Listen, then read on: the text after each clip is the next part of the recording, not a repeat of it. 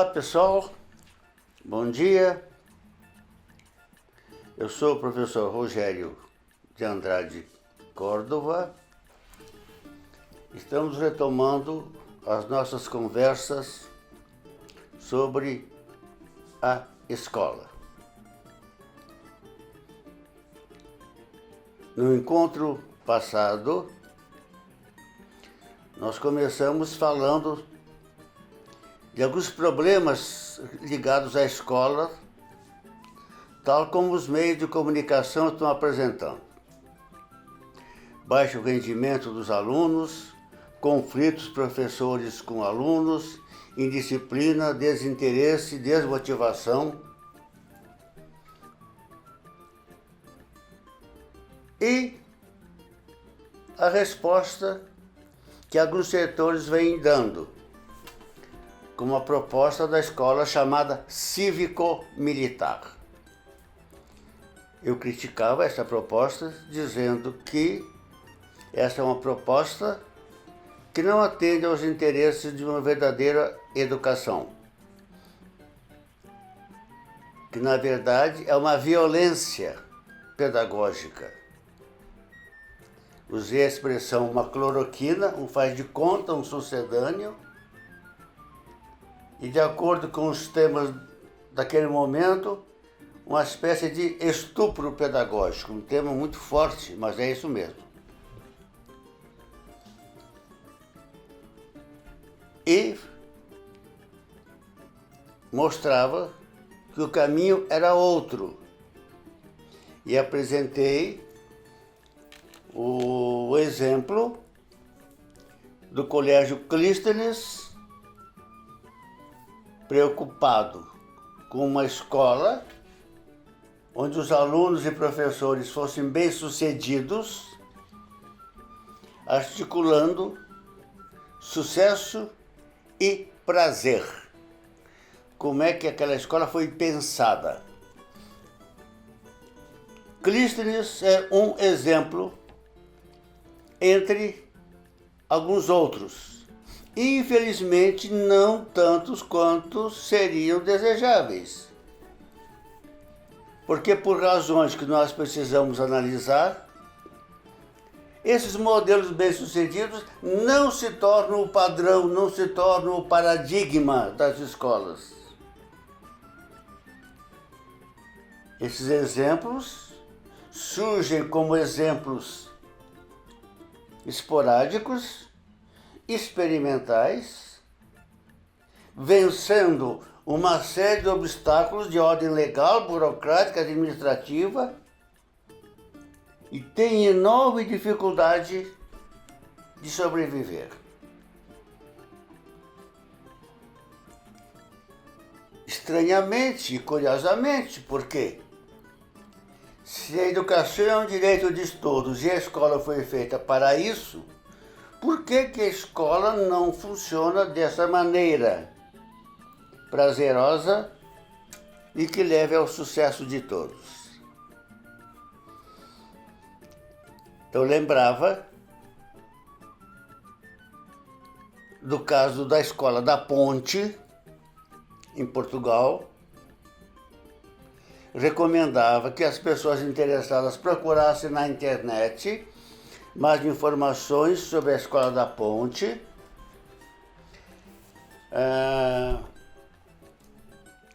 organizadas por uma equipe de professores, junto com o professor José Pacheco, que vale a pena conhecer. A primeira vez que eu tive contato com a Escola da Ponte foi através de um vídeo gravado pelo então professor Rubem Alves, com o título A Escola com que sempre sonhei, sem imaginar que pudesse existir. Existe um vídeo e existe este livro que recomendo. O professor José Pacheco tem estado muito no Brasil Tem também um outro livro dele, Escola da Ponte, Formação e Transformação da Educação. E tem um outro, José Pacheco, Inovar é assumir um compromisso ético com a educação.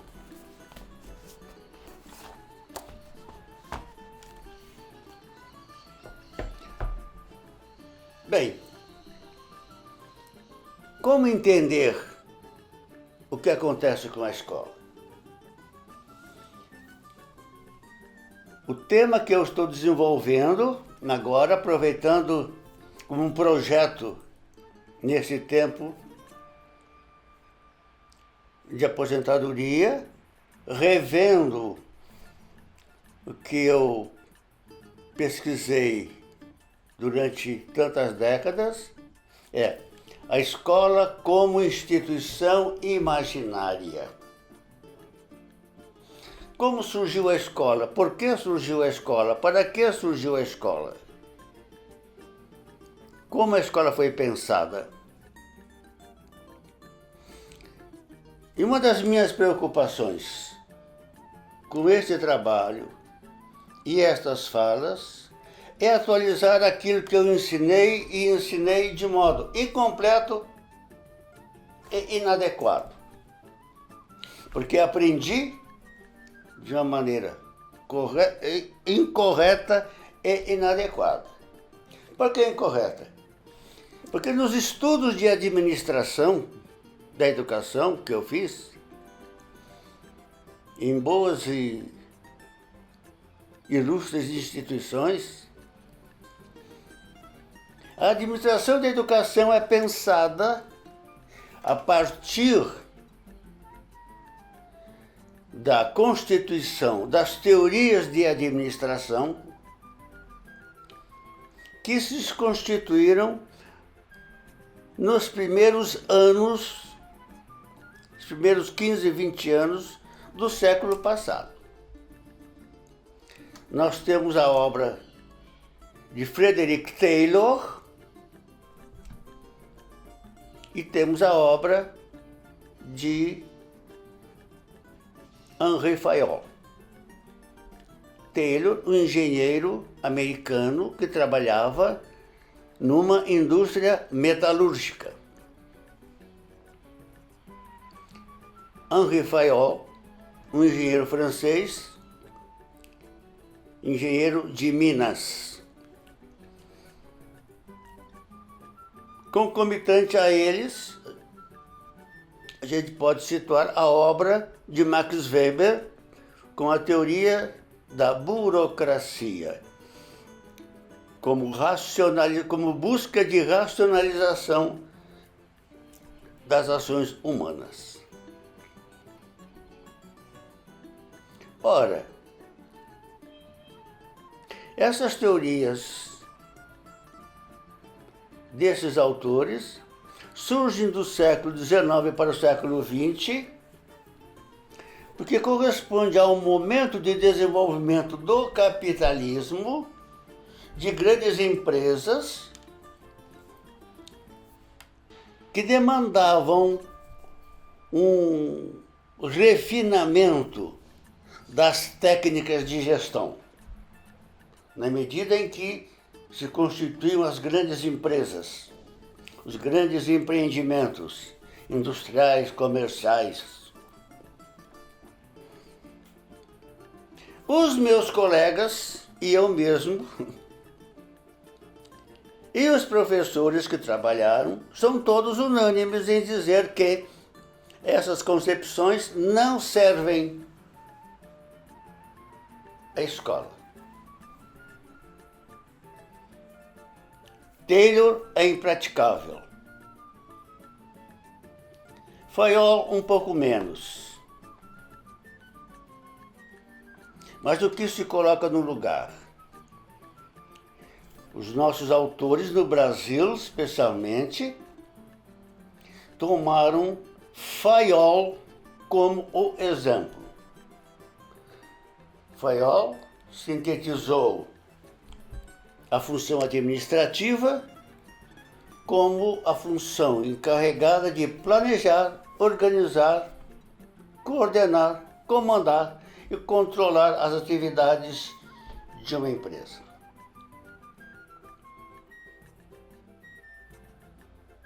E os estudos de administração seguem a partir daí. Há um movimento chamado da Escola Clássica de Administração, dita administração científica, assim ela se apresenta, segue o movimento de relações humanas, mostrando que as empresas não são uma realidade mecânica, mas têm uma dimensão humana. A partir daí seguem os estudos, inclusive, aprofundando o estudo das empresas como organizações, e vêm as diferentes teorias: relações humanas, estruturalismo, comportamentalismo, teoria de sistemas, e aí vai. O que é interessante é que cada uma dessas correntes, teorias ou escolas, uma enfatiza a estrutura, a dimensão mecânica, outra enfatiza a dimensão humana, o fator humano na empresa, mas nenhuma chega a uma síntese e uma articulação dessa dupla dimensão. Mas o que ocorre e que me parece importante é que nós da educação, da gestão da educação, da gestão escolar, perdemos a perspectiva da organização escolar. A escola não nasceu no século XIX. Muitas pessoas que eu tenho lido, inclusive o próprio professor Pacheco, se refere muito ao atraso da escola. Nós estamos na escola do século XIX, quando já estamos entrando no século XXI.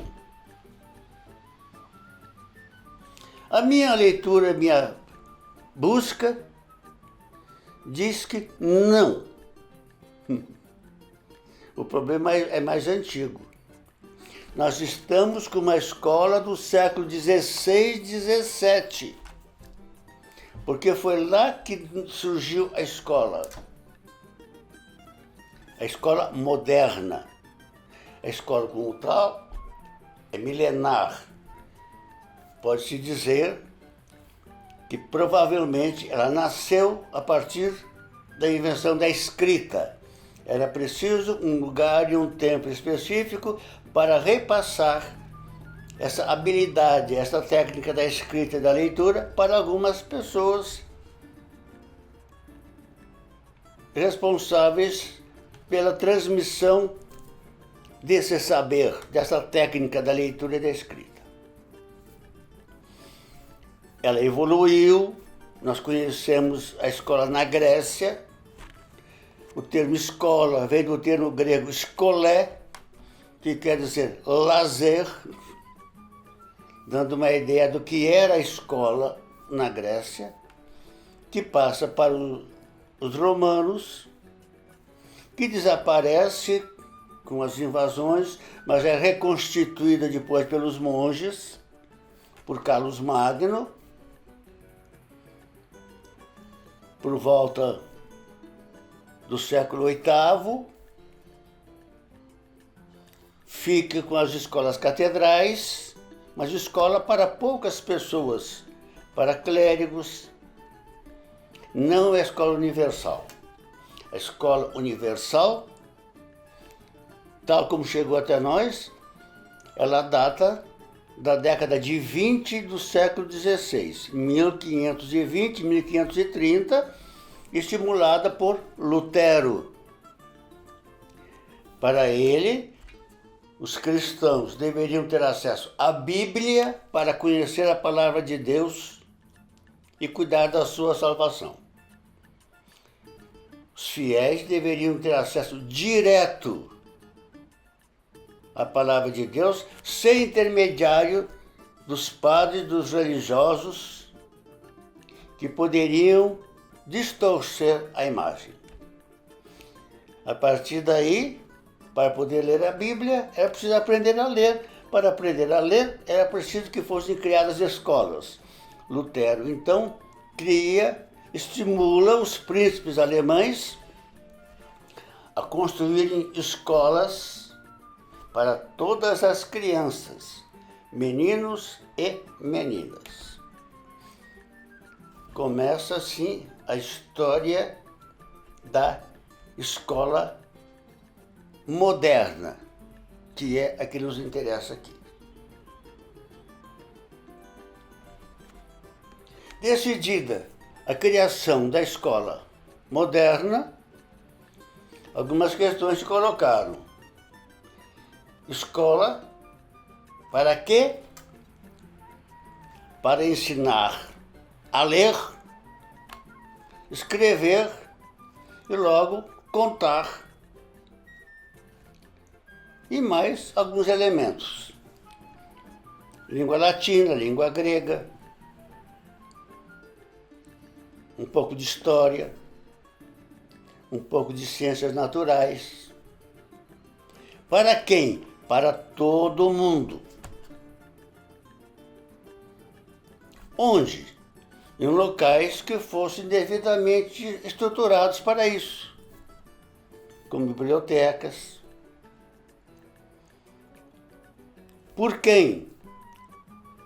Por pessoas devidamente habilitadas, que tivessem conhecimento do que iriam ensinar e tivessem formação moral adequada para exercer essa função. Então eram pessoas encontradas na sociedade. Não eram pessoas formadas especificamente para isso. Como? É muito interessante esse como, porque Lutero afirmava que no centro de tudo estaria o mestre, substituindo a família.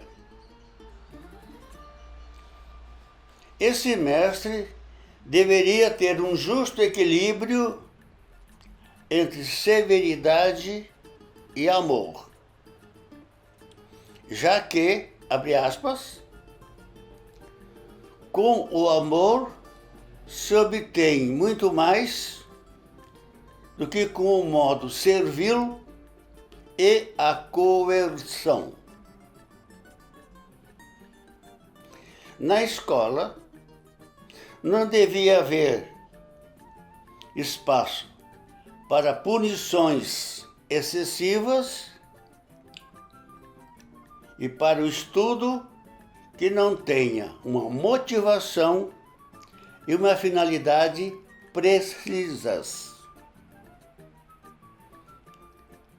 Segundo ele, novamente abre aspas, hoje em dia as escolas não são mais aquelas de antigamente. Um inferno e um purgatório,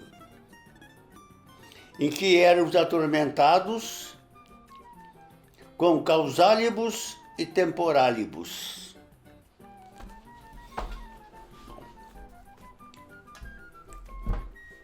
Essas foram questões levantadas por volta de 1520, 530. Ou seja, exatamente 6 séculos antes de nós. Bom, a história vocês conhecem. Na medida em que a reforma, os protestantes foram criando escolas, a Igreja Católica se sentiu desafiada e as congregações religiosas começaram a se mobilizar. Várias delas. As Ursulinas, por exemplo, que tem até hoje. Mas o grande nome, o grande destaque foi para os jesuítas, que começaram a criar seus colégios, incentivados, liderados por Inácio de Loyola, um sacerdote de origem espanhola, um ex-militar que se tornou religioso e criou uma ordem religiosa chamada Companhia de Jesus, para cerrar fileiras ao lado do Papa, para, inclusive, combater a reforma, criando um movimento chamado Contra-Reforma. Esses colégios logo se multiplicaram em Roma e em várias cidades da Europa, chegando ao final do século XVI, já próximo de uma centena de colégios. Nesse final de século XVI, eles organizam um programa, um estatuto, um programa de estudo e um estatuto dos colégios, comum a todos os colégios. Esse documento passou a se chamar Ratio Atque Institutio Studiorum Societatis Jesu. Literalmente, razão e instituição dos estudos da Companhia de Jesus. Ele foi publicado em 1599.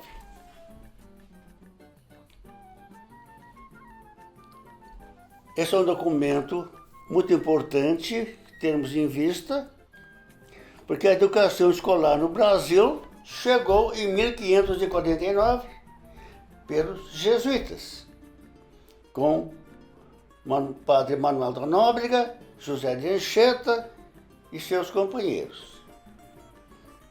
Então, a educação escolar no Brasil nasceu sob inspiração dos jesuítas que estiveram no Brasil nos 200 anos seguintes, 210 anos seguintes até a sua expulsão. Mas depois eles voltam. Não é exagero dizer que o paradigma da educação escolar brasileira é aquele da Companhia de Jesus. Nós voltaremos num outro momento para detalhes. Mas hoje, ou neste momento, eu queria chamar a atenção para um outro autor que eu já anunciei no encontro passado, chamado Comênius, conhecido como Comênius. Comênius é o nome latino, a tradução latina de Komensky, Jan Amos Komensky. Era o nome desse religioso dos irmãos morávios, nascido onde hoje é a Morávia, na República Tcheca. Ele nasceu em 1592 e vai falecer em 1670. Então já bastante idoso, aos 78 anos.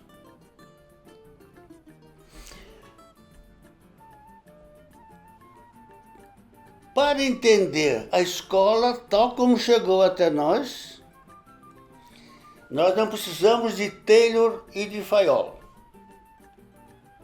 Nós precisamos entender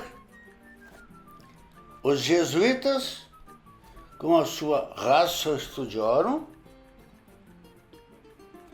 com a sua visão hierárquica, a ratio studiorum é um conjunto de 18 regras que se multiplicam, que se desdobram em várias outras pequenas, outras regras, numa visão bem hierárquica, bem piramidal, bem disciplinar.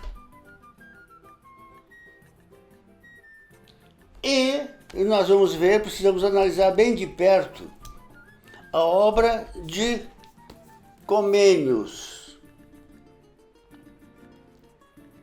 Didática Magna. Eu reconheço que devia ter lido muito tempo antes.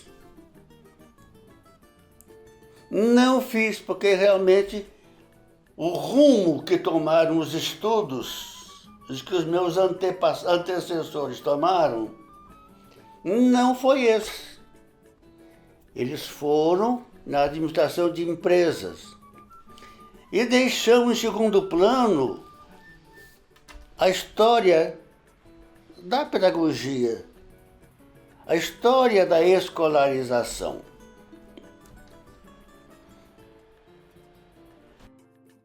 Mas, nesses autores, está a matriz da escola que chegou até nós, que está em discussão agora no século XXI, no ano da graça de 2024, nós estamos nessa turbulência da informática, da internet, da inteligência artificial, em que as tecnologias da informação e da comunicação mudaram vertiginosamente. Isso certamente vai ter implicações importantes na maneira de pensar e organizar a escola. Também vamos abordar esse tema oportunamente. Mas hoje, o que a gente precisa entender é a matriz. E aí é Comênios. É muito interessante essa obra e para mim foi uma surpresa muito grande, como penso que vai ser para vocês todos e para aqueles que conheceram a sua obra apenas mediante as sínteses apresentadas nos livros de História da Pedagogia. Esse livro é um tratado de pedagogia, escrito entre 1720 e 1730, por Comênios, que era um bispo protestante, um religioso protestante. Ele escreve essa obra imbuído de todo o seu imaginário religioso e, como nós vamos ver, já profundamente tocado pelo imaginário racionalista que se configurava no século XVII e que vai redundar na revolução, do que nós chamamos revolução científica, revolução filosófica, que vai dar no iluminismo, no cientificismo, no positivismo. Muito interessante. Bom, o que é que move? O que é que moveu Comênios? O que moveu Comênios, ele deixa muito claro na sua na sua obra.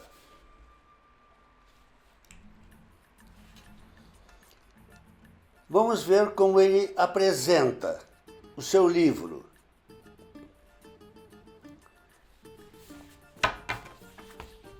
O seu tratado. Esse tratado tem um conjunto grande, muitas páginas de introdução.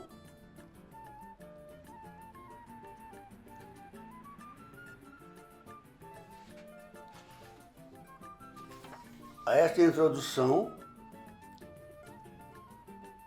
seguem 33 capítulos. Nesses capítulos, ele apresenta o conceito de didática, a sua concepção de natureza humana do homem expulso do paraíso e que tem uma chance de se recuperar.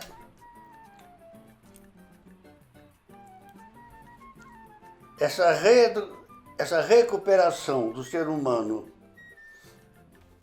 passa por uma formação. Essa formação, educação, passa pela escola. Para a escola ser bem-sucedida, tem que respeitar um conjunto de princípios. A partir desses princípios, ele propõe os métodos para cada tipo de instrução. Ele propõe uma organização da escolarização, muito próximo do que chegou até nós. A escola nos seus diferentes níveis.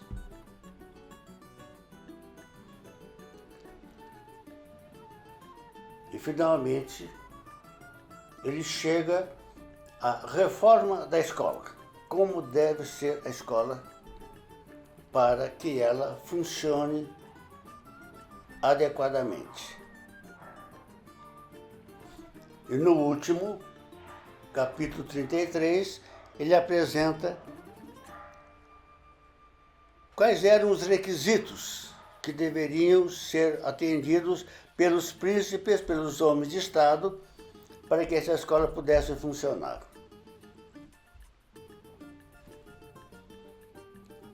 O que me chocou, eu já antecipo a vocês, é o contraste entre o que ele propõe de início, o diagnóstico que ele faz, e o grande equívoco da proposta de escola que ele vai apresentar no capítulo 32.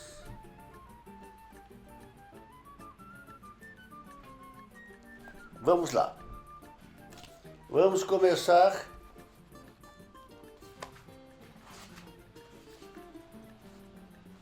pela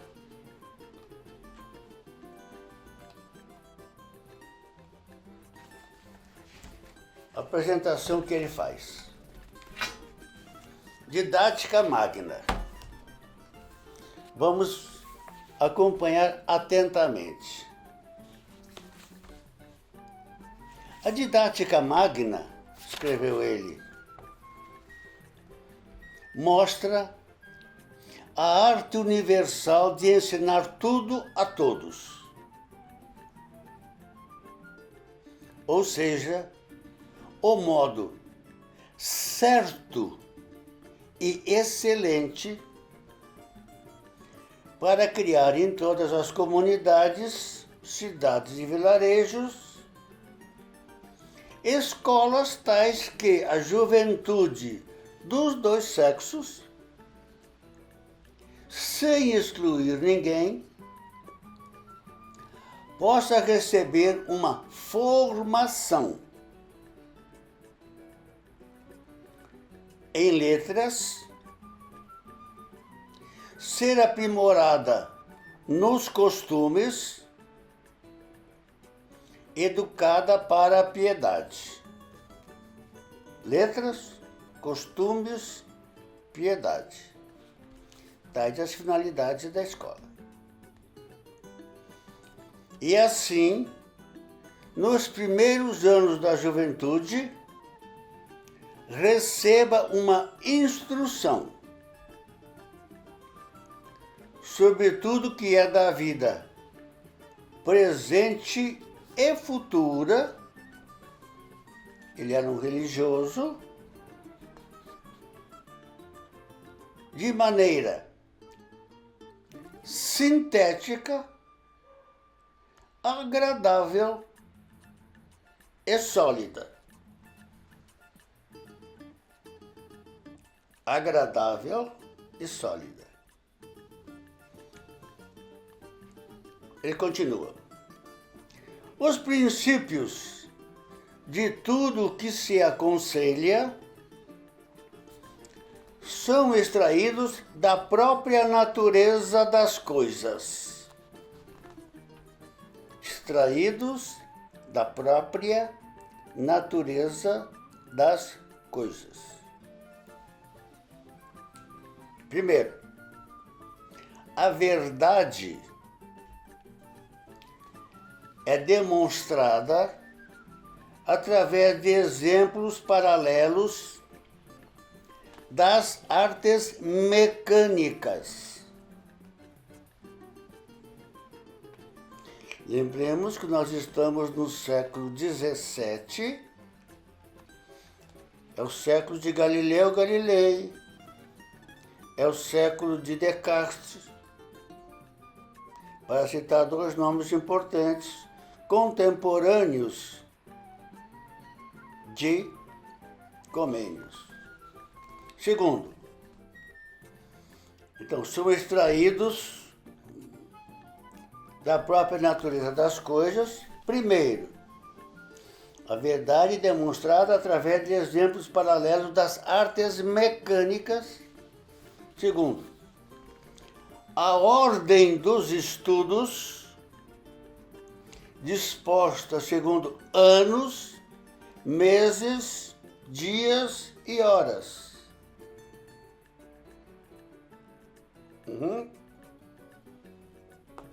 A ordem dos estudos disposta segundo anos, meses, dias, horas. Terceiro, o caminho, enfim, fácil e seguro é mostrado para pôr essas coisas em prática com bom êxito. Um caminho fácil e seguro é mostrado para pôr essas coisas em prática e com bom êxito.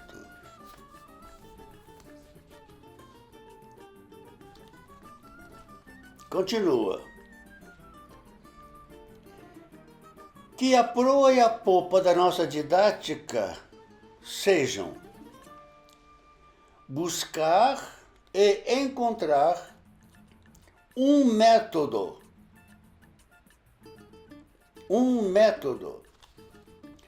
para que os docentes ensinem menos e os alunos aprendam mais. Que nas escolas haja menos conversa, menos enfado e trabalhos inúteis, mais tempo livre, mais alegria, mais proveito. Tempo livre, alegria, proveito. Parece a proposta do Colégio Clístenes, escola do sucesso e do prazer. Era isso que Comênios propunha, o que o preocupava por volta de 1624, século XVII. Bom, que na República Cristã haja menos trevas, menos confusão, menos dissensões, mais luz, mais ordem, mais paz e tranquilidade. Comênios escreveu sua obra e viveu durante as agruras da Guerra dos 30 Anos,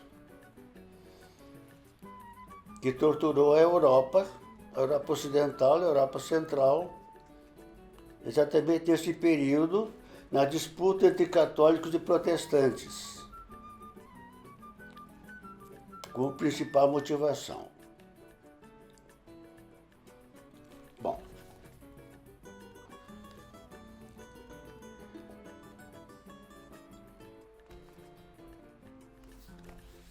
isso é interessante. Ele prossegue essa justificativa, mas vai nos dizer mais adiante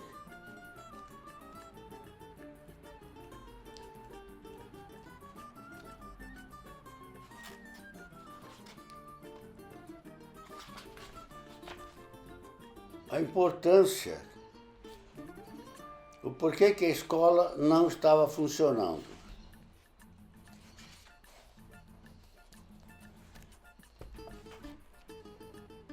Vamos dar um salto ao capítulo 11.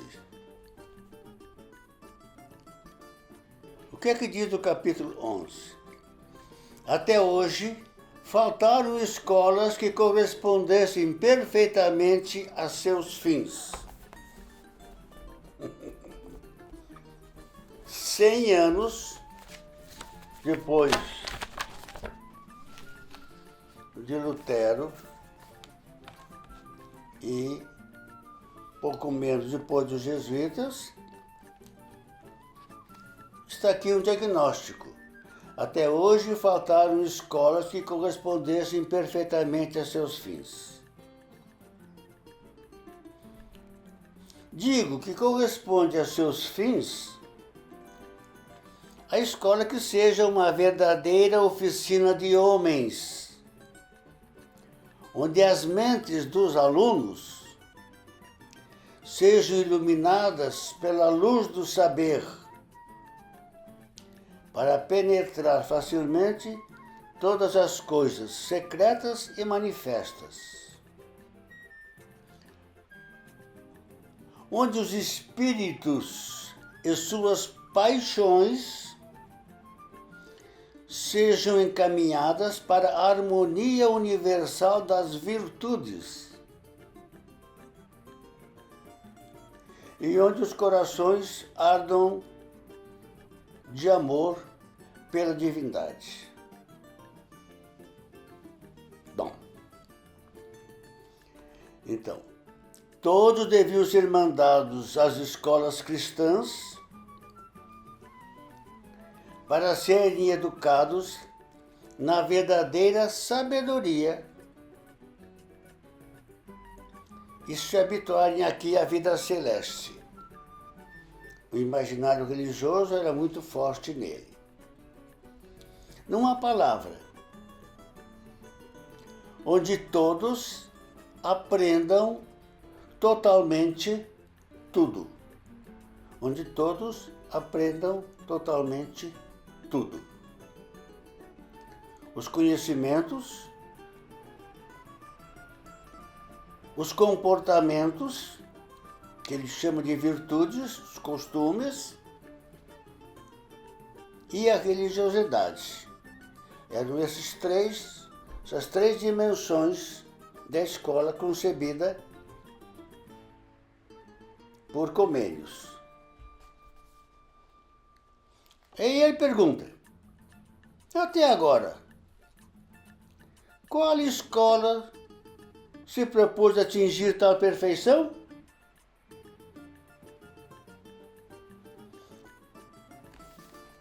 Ora,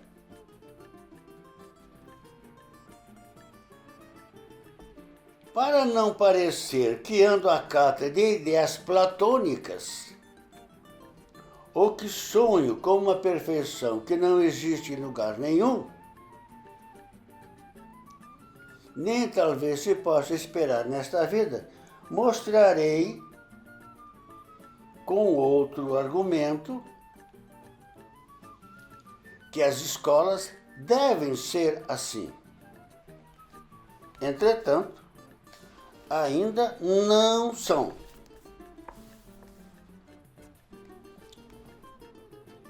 E aí ele evoca Lutero. Lutero, na sua exortação às cidades do Império para a criação de escolas, em 1525, nós estamos em 2024, Lutero escreveu em 1525, entre outras coisas, manifestava dois desejos. Primeiro, que em cada cidade, aldeia ou vilarejo sejam edificadas escolas para a instrução de toda a juventude de ambos os sexos. De tal sorte que essa juventude seja instruída nas letras, na moral ou nos costumes e na religião. Óbvio, Lutero era um reformador religioso. Segundo, que as crianças sejam educadas com um método mais fácil, não só para que não se afastem dos estudos, não abandonem as escolas, mas, ao contrário, para que se sintam seduzidas por eles, pelos estudos, a fim de que encontrem nos estudos um prazer não inferior ao que sentem quando passam o dia inteiro brincando com bola ou correndo.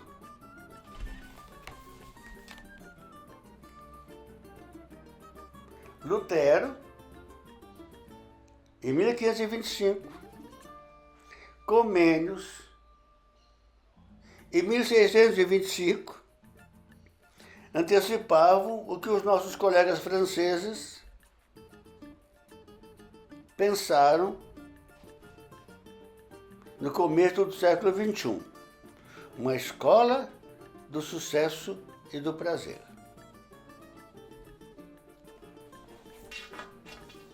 Até agora, isso não passou de um desejo.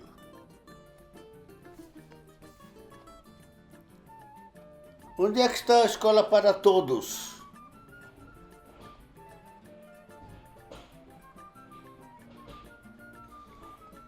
As escolas que existiam, eram para poucos, e especialmente para os ricos. Os pobres, as escolas eram caras, não eram admitidos, a não ser esporadicamente, por alguma beneficência de alguém. Com isso, muitos excelentes engenhos podiam viver e morrer sem instrução. Segundo lugar, a maioria das escolas adota ainda um método tão duro que as escolas geralmente são consideradas espantalhos para as crianças e tortura para a mente.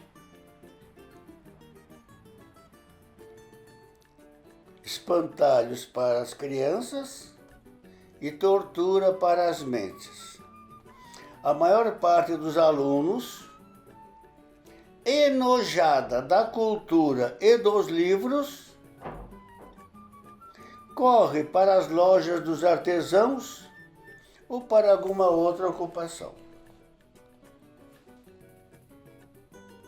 Nós hoje falamos de evasão escolar. Bom. E os que ficam obrigados pela vontade dos pais ou seduzidos pela esperança de alguma glória nas letras,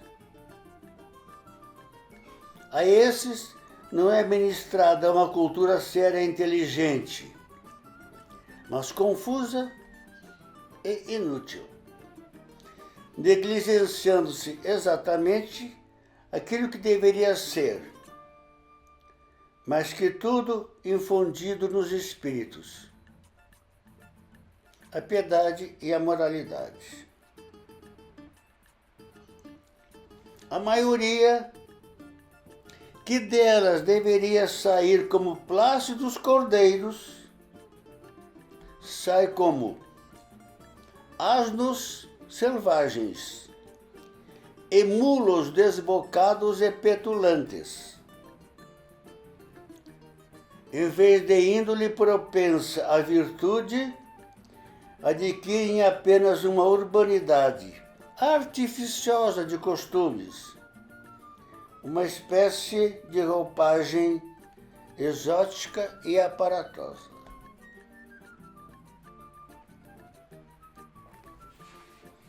Nas escolas, nem mesmo se aventa a questão de viver honestamente.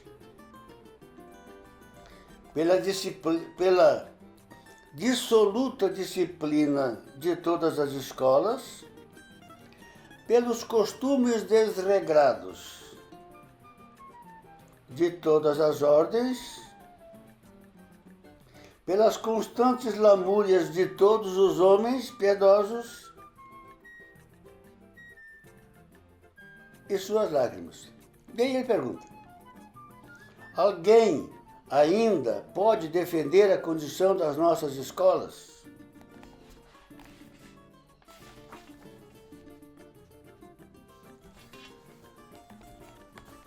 Para ele, um erro muito grave vinha sendo cometido naquelas poucas escolas que já estavam funcionando. Qual era esse erro? Segundo ele, estamos contagiados pela doença herdada de nossos pais, em virtude da qual, abandonada a árvore da virtude, voltamos despropositadamente nossos desejos apenas para a árvore da ciência. A escola se voltou para a instrução e deixou de lado a formação moral, a formação dos costumes. As escolas, até agora, só têm buscado as ciências, escreveu ele. Entre nós, se insiste muito na escola como transmissão do conhecimento historicamente acumulado.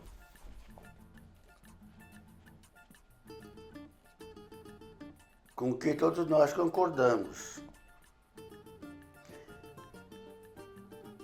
Mas aí nós caímos nessa observação de Comênios. Nós optamos pela ciência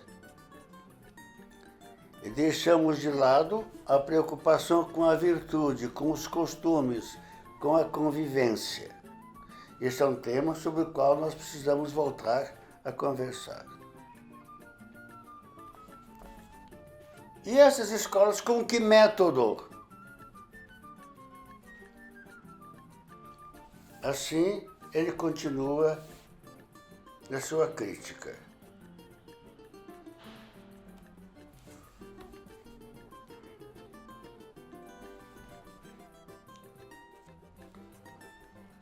Esse desdobramento vai longe.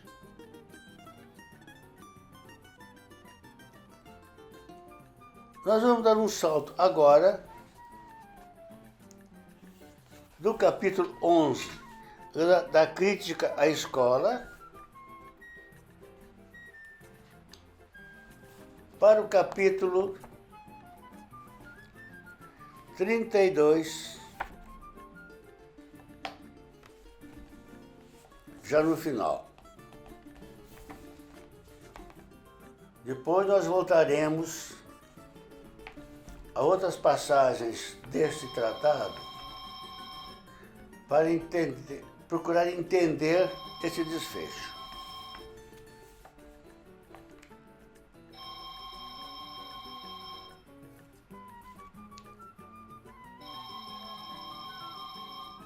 Capítulo 32. A organização universal e perfeita das escolas.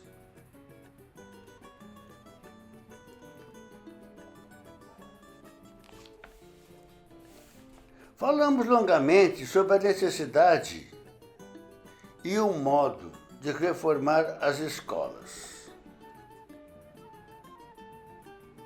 Não será descabido agora resumirmos nossos desejos e nossos conselhos.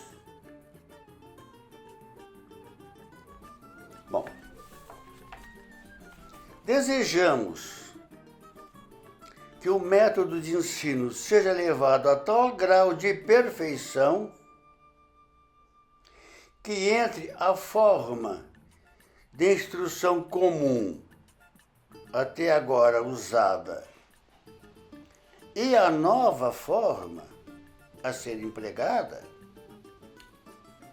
haja diferença idêntica a que se observa entre a técnica usada antigamente para transcrever livros à mão e a arte tipográfica depois descoberta e agora em uso.